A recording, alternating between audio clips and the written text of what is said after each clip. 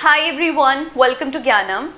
आज से हम मैगज़ीन का एक कोर्स शुरू कर रहे हैं जिसमें हम ज्ञानम मैगज़ीन के सारे करंट अफेयर्स कवर करेंगे एंड हम कम से कम 6 महीने के करंट अफेयर्स कवर करेंगे। और ये करंट अफेयर्स जो हैं वो आपको हिंदी में और इंग्लिश दोनों में ही अवेलेबल होंगे। इसकी पीडीएफ जो है वो आपको हमारी एप्लीकेशन के ऊपर मिल जाएगी, जिसका लिंक जो है वो नीचे डिस्क्रिप्शन में दिया है।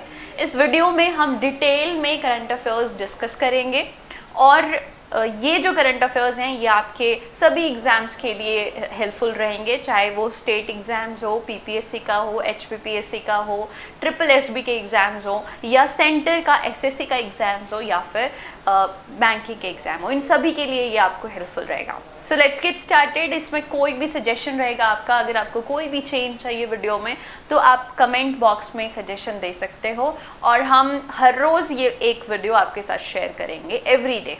So stay tune with us. Let's get started. सबसे पहले देखो, मैं इसमें वही करंट अफेयर्स जो है वो डिस्कस करूंगी जो ज्ञानम मैगज़ीन में है। बहुत सारे बच्चे, अप्रॉक्स 20,000 मैगज़ीन्स हमारी हार्ड कॉपी में सेल होती हैं एवरी मंथ और ऐसी ही बहुत सारी जो हैं वो ऑनलाइन यानी सॉफ्ट कॉपी में सेल होती हैं। तो बहुत सारे रीडर्स हैं हमारे, अभी तक हम सिर्फ उनको मैगज़ीन दे रहे थे लेकिन करंट अफेयर्स उनके साथ ऐसे डिजिटली कभी शेयर, इस तरह से हमने सेम करंट अफेयर्स नहीं डिस्कस किए।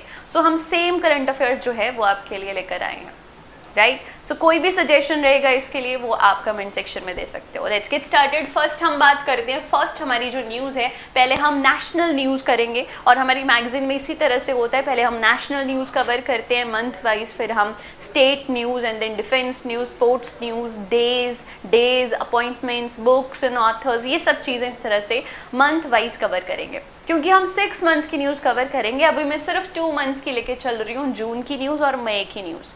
जुलाई अभी चल रहा है, उसकी न्यूज़ कलेक्ट हो रही है, नेक्स्ट मंथ में जुलाई की न्यूज़ भी हम डिस्कस करेंगे।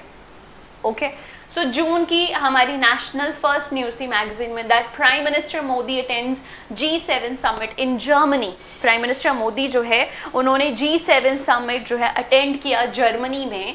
सो देखो, G7 का हिस्सा नहीं है हम, India is not the part of G7, लेकिन इंडिया को इनवाइट किया गया था।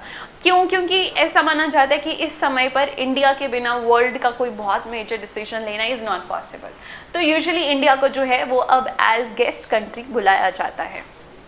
सो देखिए, prime minister Narendra Modi made 3-day visit to Germany and UAE. तो जर्मनी में जो है वो नरेंद्र मोदी जी ने G7 समिट जो है वो अटेंड किया। जर्मन चांसलर ओलफ स्कॉल्स जो है उन्होंने इनवाइट किया था इंडिया को एज पार्टनर कंट्री। तो ये आपने याद रखना है, G7 समिट जर्मनी में हुआ जो कि इंडिया ने अटेंड किया था, right. After that, after attending G7 summit, he visited UAE, United Arab Emirates जो है वहाँ भी वो गए। There he pay condolences on the passing away of former UAE president. UAE president जो थे उनके वो ही passed away, तो उसके लिए उन्होंने condolences दिया वहाँ पे। शेख खलीफा बिन जायद अल नहयान, ये याद रखना है आपने, UAE के प्रेसिडेंट शेख खलीफा बिन जायद अल नहयान जो हैं, जिनकी डेथ हुई थी अभी रिसेंटली, राइट। तो ये तो था G7 summit, very important, fine.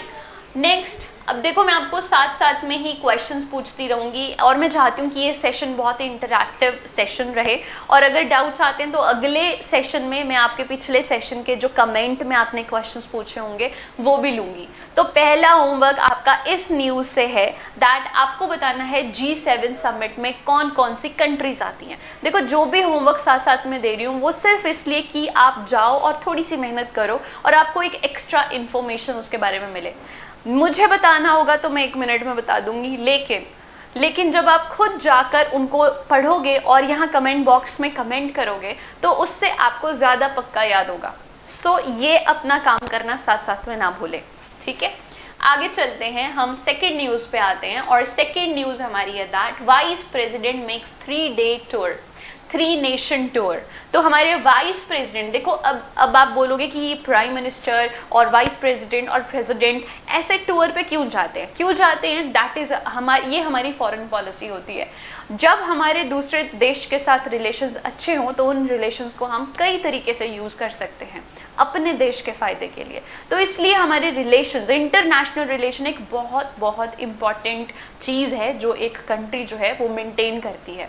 तो जब भी हमारे देश से प्रधानमंत्री, राष्ट्रपति या वाइस प्रेसिडेंट जाते हैं दूसरे देश तो हमारे एक रिलेशन बना कर आते हैं उनके साथ हम कनेक्टेड रहते हैं ताकि समय आने पर वो रिलेशन हम यूज़ कर सकें। यहाँ पे vice president makes 3 nation tour. तो वो कहाँ कहाँ गए थे?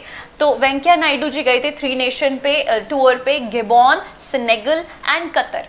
यहाँ पे जो गिबॉन है और सेनेगल है ये अफ्रीकन कंट्रीज हैं, ठीक है, और कतर जो है वो एशियन है, यू नो दैट राइट। तो ये यहाँ पर विजिट करने के लिए गए थे and there he met obviously वहाँ के लोगों को और वहाँ पे जो उनके जो हाईएस्ट अथॉरिटीज़ होती हैं उनको। लेकिन आपने कंट्रीज यहाँ से याद रखना है, कहाँ कहाँ गए थे? गिबॉन, सेनेगल और कतर गए थे वो, ठीक है। चलिए, तो मैं लास्ट में जो इम्पोर्टेंट चीज़ है वो आपके लिए रीड कर रही हूँ। दैट इन कतर्स, कहाँ वो मिले थे? कतर में कतर्स डेप्यूटी आमिर को। अब डेप्यूटी आमिर क्या होता है? जैसे प्राइम मिनिस्टर होता है ना, ऐसे डेप्यूटी प्राइम मिनिस्टर जो होता है उसको आमिर या आमिर बोलते हैं। वहाँ पर EMIR भी होता है और AMIR भी होता है। तो डेप्यूटी आमिर को वो वहाँ मिले जिनका नाम है शेख अब्दुल्ला बिन हमाद अल थानी, right. Deputy Aamir of Qatar जिनको वो वहाँ मिले और उनका नाम क्या है? शेख अब्दुल्ला बिन हमाद अल थानी, राइट। आई होप मैं बहुत ज़्यादा फास्ट नहीं करवा रही हूँ, मैं धीरे धीरे चल रही हूँ। तो ये 2 न्यूज़ हमारी फर्स्ट पेज पे थी। अपार्ट फ्रॉम दिस न्यूज़ हमारे फर्स्ट पेज पे और क्या मिलेगा आपको पढ़ने को? This is very very important, हाँ, वेरी वेरी इंपॉर्टेंट।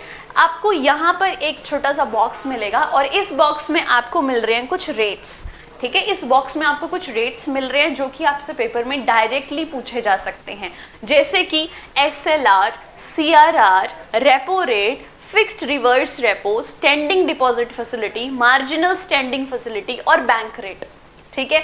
ये सभी मॉनिटरी पॉलिसीज हैं। RBI जो है वो हमारी मनी मार्केट को कंट्रोल करता है और RBI हमारी मनी मार्केट को कंट्रोल करता है थ्रू मनी रेगुलेशंस, ठीक है, थ्रू रेगुलेशंस। तो वो मॉनिटरी पॉलिसीज यूज़ करता है उसके लिए। तो मॉनिटरी पॉलिसीज के टूल्स जो होते हैं उसके पास, जैसे कि रेपो हो गया, रिवर्स रेपो हो गया, CRR हो गया, SLR हो गया। मैं ये लेके चल रही हूँ कि आपको इन सब चीज़ों के बारे में पता है ना। कैश रिजर्व रेशो क्या होती है, स्टैट्यूटरी लिक्विडिटी रेशो क्या होती है, बैंक रेट क्या होता है, रेपो रेट क्या होता है। इससे जो है वो मनी को कंट्रोल करता है RBI और इन्फ्लेशन को भी कंट्रोल करता है। अगर स्पेसिफिकली अगर आपका यहाँ से फिर भी कोई क्वेश्चन होगा ना कि इन्फ्लेशन के बारे में कभी पता करना है कि कैसे इन्फ्लेशन को कंट्रोल करता है RBI, अगर ऐसा कोई भी क्वेश्चन होगा तो कमेंट में ज़रूर लिख लेना। और इनमें से अगर कोई टर्म ऐसी होगी जो आपको नहीं आती, क्योंकि अगर हम इनको डिस्कस करने लगेंगे तो बहुत सारा समय इनके बेसिक चीज़ों में निकल जाएगा। तो मैं यहाँ पे सीधे आ रही हूँ कि SLR रेट जो है हमारा वो चल रहा है 18% और ये डेट लिखी हुई है फ्रॉम दैट डे। और क्योंकि ये जो डेटा है वो जून का है तो कई बार ऐसा भी हो सकता है कि जब हम ये बना रहे हैं तो नेक्स्ट टाइम ये चेंज हो गया हो। अगर चेंज अब भी होगा I will let you know, ठीक है। SLR 18% चल रहा है, स्टैट्यूटरी लिक्विडिटी रेशो। CRR जो है वो 4.5% है, 4.5%। रेपो रेट जो है वो 4.9% है, फिक्स्ड रेपो रेट 3.35% है। स्टैंडिंग डिपॉजिट फैसिलिटी 4.65 है, marginal standing facility 5.15% and bank rate जो है वो 5.15% चल रहा है, ठीक है। मैं थोड़ा सा आपको फिर भी एक्सप्लेन कर देती हूँ, एक छोटा सा बेसिक कॉन्सेप्ट इसके बारे में। RBI जो है वो मनी को कैसे कंट्रोल करता है? जब भी मार्केट में इन्फ्लेशन होता है, इन्फ्लेशन किस कारण से होता है? जब मार्केट में पैसा बढ़ जाता है तो इन्फ्लेशन होता है। हम मनी साइड की ही बात कर रहे हैं, ठीक है। तो अगर इन्फ्लेशन को डाउन लेकर आना है तो RBI क्या करेगा? मार्केट से उसको पैसा खींचना होगा। जब पैसा खींचना होगा उसको मार्केट से तो वो रेट्स को इंक्रीज कर देता है, इन रेट्स को वो इंक्रीज कर देता है। वो SLR इंक्रीज करेगा, CRR इंक्रीज करेगा, वो रेपो रेट इंक्रीज करेगा ताकि मार्केट से मनी को खींच सके पीछे। मार्केट में मनी कम होगी और जो रेट्स होंगे वो डाउन आएंगे। उल्टा जब डिफ्लेशन होता है, देखो हमेशा इन्फ्लेशन को ऐसे ही कंट्रोल किया जाएगा, ज़रूरी नहीं है, but this is very basic of these monetary policies. तो मैं आपको बेसिक चीज़ें बता रही हूँ। मार्केट में डिफ्लेशन जब होता है, सस्ताई जब हो जाती है, मतलब लोग खरीदते नहीं हैं और जो दुकानदार हैं वो कम कर रहे हैं प्राइस को, ठीक है। क्यों नहीं खरीद रहे लोग? क्योंकि उनके पास पैसा नहीं है। दैट मीन्स लिक्विडिटी कम है मार्केट में। तो आरबीआई को अब मार्केट में पैसा डालना है, तो वो क्या करेगा, जो रेट्स हैं उनको घटा देगा ताकि मार्केट में पैसा बढ़ जाए। समझ आ रही है? इन शॉर्ट अगर हम सीधा सीधा कहें, इन्फ्लेशन है तो आरबीआई इन रेट्स को इंक्रीज करता है, डिफ्लेशन है तो आरबीआई इन रेट्स को डिक्रीज करता है। बाकी आपको डायरेक्ट क्वेश्चन आ सकता है। ये जो कॉन्सेप्ट्स हैं ये इकोनॉमी और बैंकिंग के कॉन्सेप्ट्स हैं। आई होप आपने वो वाले लेक्चर्स भी हमारे देखे होंगे। आगे चलते हैं, ठीक है। तो ये तो रेट्स हो गए नॉर्मली। अब हम बात करते हैं, यहाँ पर आपके पास आते हैं इंडिया के रैंक, और ये बहुत इंपॉर्टेंट है। ये डिफरेंट इंडेक्स हैं, ठीक है, इंडाइसेस हैं जिनमें इंडिया का रैंक जो है वो पूछा जाता है कि बताओ इंडिया का इसमें क्या रैंक है। अब इसमें ये भी पूछा जाता है कि कौन सी कंट्री ने इसमें टॉप किया, कौन सी कंट्री इसमें बॉटम में थी, इंडिया ने कितने पॉइंट्स जंप किया या इंडिया कितने पॉइंट्स पीछे आ गया है, ठीक है। तो ये जो सब कुछ है ये तो हम डिस्कस करेंगे जब हम इसके बारे में प्रॉपर डिटेल्ड न्यूज़ देखेंगे। लेकिन यहाँ पे मैं आपको बता रही हूँ, this is to revise you quickly. Magazine के फ्रंट पेज में आपको बहुत सारे इंडेक्सेस दिए हैं, इनको फटाफट से पढ़ो और इनको रट्टा मार लो एक बार। है तो रट्टा ही एक तरह से, क्योंकि इंडेक्सेस हैं और आपको ये नंबर्स याद करने हैं। और ये बहुत इंपॉर्टेंट इंडेक्सेस हैं, पेपर में जाने से पहले इनको ज़रूर पढ़ के जाना, ठीक है। तो मैं एक बार जल्दी से आपको रिवाइज करवा रही हूँ। देखो, वर्ल्ड कॉम्पिटिटिव इंडेक्स में भारत का रैंक, मैं सारे इंडिया के रैंक आपको क्विकली यहाँ पे बता रही हूँ। वर्ल्ड कॉम्पिटिटिव इंडेक्स में भारत का रैंक है 37, ठीक है। एनवायरमेंट परफॉर्मेंस इंडेक्स में भारत का रैंक है 180, लास्ट है, बहुत वर्स्ट, मतलब this is last, actually last है ये, ठीक है, हम बॉटम पे है। Travel and tourism development index में भारत का जो इंडेक्स है वो है 54, ट्रैवल में कितने हैं 54। वर्ल्ड प्रेस फ्रीडम इंडेक्स, बहुत इंपॉर्टेंट ये इंडेक्स है, वर्ल्ड प्रेस फ्रीडम इंडेक्स, और भारत का रैंक है इसमें 150। प्रेस और 50 याद रहेगा, वर्ल्ड प्रेस फ्रीडम में भारत का रैंक है 50। ऐसी ट्रिक से आप जीके याद कर सकते हो। दिस इज मतलब GK in the sense current affairs में बहुत सारी चीज़ों को ना रट्टा लगाना पड़ता है, फिगर्स फैक्ट्स याद करने पड़ते हैं, तो आप ऐसे ऐसे छोटे छोटे ट्रिक्स जो है वो यूज़ कर सकते हो। क्या था, P for press and P for 50। तो वर्ल्ड प्रेस फ्रीडम में भारत का रैंक कितना है 150। द वेल्थ रिपोर्ट में भारत का रैंक कितना है 3rd। वेल्थ, बहुत वेल्दी लोग भी बहुत हैं भारत में, कमी नहीं है उनकी, अंबानी से लेकर अदानी से लेकर मोदी से लेकर ललित मोदी की बात कर रही हूँ, ठीक है। So the wealth report is में जो है वो भारत का कितना रैंक है 3rd। आगे sustainable development report. Sustainable development क्या होती है, यू शुड नो अबाउट। अभी तक तो आपको सस्टेनेबल गोल्स के बारे में पता होगा यूनाइटेड नेशन के। तो सस्टेनेबल गोल्स वो हैं कि हमने तरक्की भी करनी है, डेवलपमेंट भी करनी है, लेकिन अपने रिसोर्सेज को पूरी तरह से ख़त्म भी नहीं करना। तो उसके लिए सस्टेनेबल डेवलपमेंट रिपोर्ट में भारत का रैंक कितना है 120, right. Then world happiness report में भारत का रैंक कितना है 136। बड़े ज़्यादा हैप्पी लोग नहीं है कहते हम, ये रिपोर्ट कह रही है कि हम हैप्पी लोग नहीं है। सो वर्ल्ड हैप्पीनेस रिपोर्ट में भारत का रैंक कितना है 136, ठीक है। तो देखो बहुत ही आपका फायदा हो रहा है, एक ही जगह पर आपको सारे के सारे क्या मिल रहे हैं, इंडाइसेस मिल रहे हैं, है ना। फटाफट से याद करो और पेपर में जाने से पहले एक बार इस बॉक्स को देख लेना, ठीक है। चलो नेक्स्ट देखते हैं इंटरनेशनल इंटेलेक्चुअल प्रॉपर्टी इंडेक्स। सो इंटेलेक्चुअल प्रॉपर्टी इंडेक्स में भारत का रैंक है 43, इंटेलेक्चुअल प्रॉपर्टी में 43, राइट। डेमोक्रेसी इंडेक्स, डेमोक्रेसी में हमारा जो रैंक है भारत का वो है 46, डेमोक्रेसी में 46 रैंक है हमारा। करप्शन परसेप्शन इंडेक्स में भारत का रैंक है 85, 50वां, ठीक है। Then global unicorn index, global unicorn index, भाई देखो यूनिकॉर्न इंडेक्स आ गया है कि कितनी यूनिकॉर्न्स बनाई है हमने, उसमें हम किस नंबर पे आते हैं, तो हम आते हैं 3rd नंबर पे और यूएस और चाइना है हमसे आगे, ठीक है। चलिए तो अच्छा एक रह गया बीच में, हेनले पासपोर्ट इंडेक्स, बहुत सारे एग्जाम्स में ये पूछा गया है, हेनले पासपोर्ट इंडेक्स। सो हेनले पासपोर्ट इंडेक्स जो है ये है हमारा, इसमें भी 83rd नंबर है हमारा, 83rd हेनले पासपोर्ट इंडेक्स। मतलब हमारा जो पासपोर्ट है वो कितना इंटरनेशनली फ्रेंडली है, कितनी कंट्रीज ऑन अराइवल वीज़ा देती हैं और ऐसी ऐसी चीज़ें जो हैं वो इसमें काउंट की जाती हैं, जिस बेसिस पे ये रैंक आता है, ठीक है। देन ग्लोबल हेल्थ सिक्योरिटी में हम आते हैं 66 नंबर पर, हेल्थ सिक्योरिटी में हम 66 नंबर पर आते हैं। वर्ल्ड टैलेंट रैंकिंग में हमारा रैंक आता है 56, टैलेंट में, वर्ल्ड टैलेंट में 56 रैंक है इंडिया का। ग्लोबल ब्राइबरी रिस्क रैंकिंग में हम आते हैं 82nd नंबर पर, ग्लोबल ब्राइबरी रिस्क रैंकिंग पे। ग्लोबल ड्रग पॉलिसी इंडेक्स में भारत का रैंक है 18वां, ठीक है। ग्लोबल ड्रग्स पॉलिसी इंडेक्स में, ड्रग्स पॉलिसी में 18वां number, fine. Climate change performance कई पेपरों में पूछा गया है, क्लाइमेट चेंज परफॉर्मेंस इंडेक्स में भारत का रैंक है 10वां, 10th रैंक बनता है हमारा। देन ग्लोबल हंगर इंडेक्स, भाई काफी पीछे हैं हम, ग्लोबल हंगर इंडेक्स में हम आते हैं 101 नंबर पे, 101 पे, ठीक है। ग्लोबल फूड सिक्योरिटी इंडेक्स में, फूड सिक्योरिटी कितनी है हमारे पास, ठीक है, दैट इज 71, 71वां नंबर इंडेक्स है हमारा, ठीक है, 71वां रैंक है। Rule of law index, rule of law, कितना बेटर रूल ऑफ लॉ है हमारे देश में, 79th नंबर पर है हम, ठीक है। और digital quality of life, digital quality of life कैसी है हमारी, दैट इज 59th नंबर पे हम आते हैं।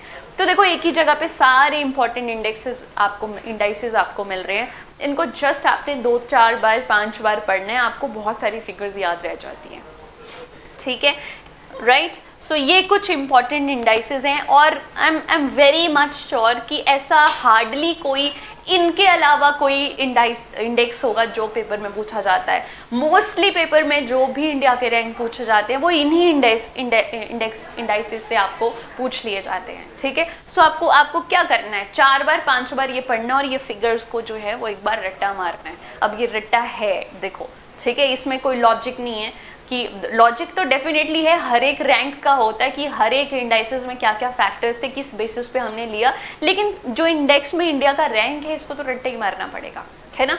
सो ये भी बहुत इंपॉर्टेंट है पेपर में क्वेश्चन, चाहे आपका यूपीएससी के लेवल का पेपर हो, चाहे पीपीएससी या एचपीपीएससी, चाहे पंजाब सिविल सर्विसेज का हो, हिमाचल सिविल सर्विसेज का हो, ये डायरेक्ट आ जाता है।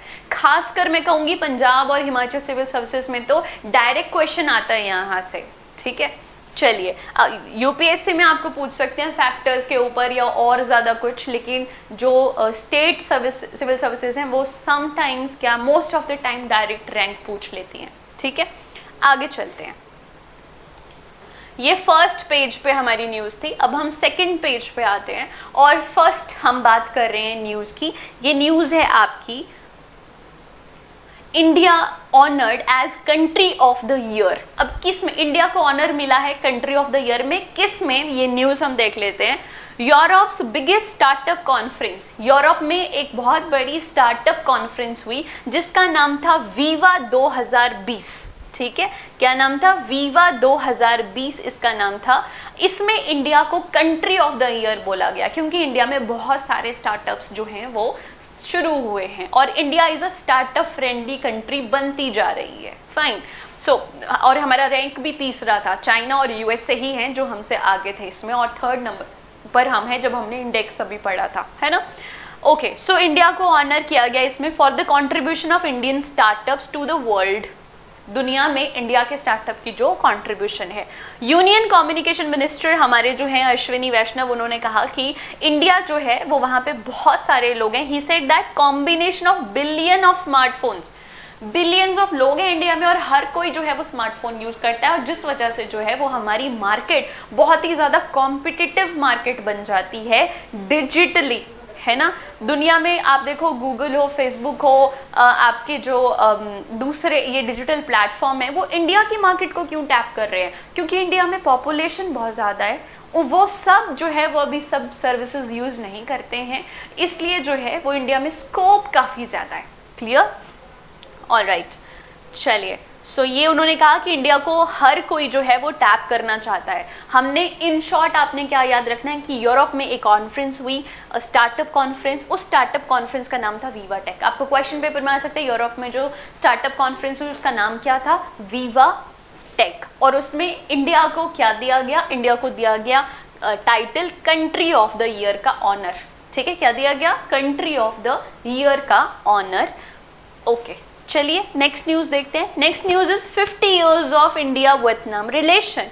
मतलब इंडिया के रिलेशन, इंडिया ने वियतनाम के साथ अपने 50 इयर्स ऑफ रिलेशन सेलिब्रेट किए। External affair minister doctor S Jaishankar and his Vietnamese counterpart, Vietnamese external affair minister जो थे भुई थाना सोन, लॉन्च जॉइंट लोगो। इन्होंने जॉइंट लोगो एक लॉन्च किया to celebrate 50 years of India और वियतनाम रिलेशन। तो क्वेश्चन इज, इंडिया और वियतनाम ने अपने कौन से साल जो है का रिलेशन सेलिब्रेट किया रिसेंटली? तो आपको पता होना चाहिए 50 साल का रिलेशन हमने सेलिब्रेट किया। अच्छा, क्या किया हमने उस दिन?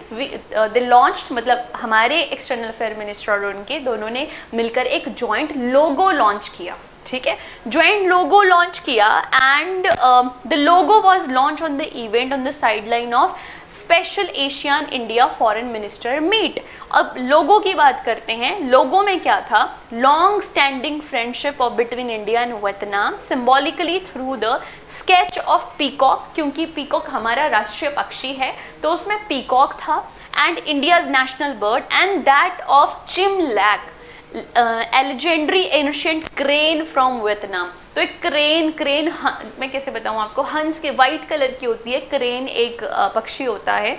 तो पीकॉक और क्रेन, उनकी जो क्रेन है जिसको वो वहां पे बोलते हैं चिमलैक, ये दो बर्ड्स का कॉम्बिनेशन था हमारा और उनका। तो उनको लेकर एक लोगो बनाया था और हमने, इंडिया और वियतनाम ने 50 साल के रिलेशन को सेलिब्रेट किया। फाइन, आगे चलते हैं, नेक्स्ट न्यूज लेते हैं। Next news is life launch for better environment.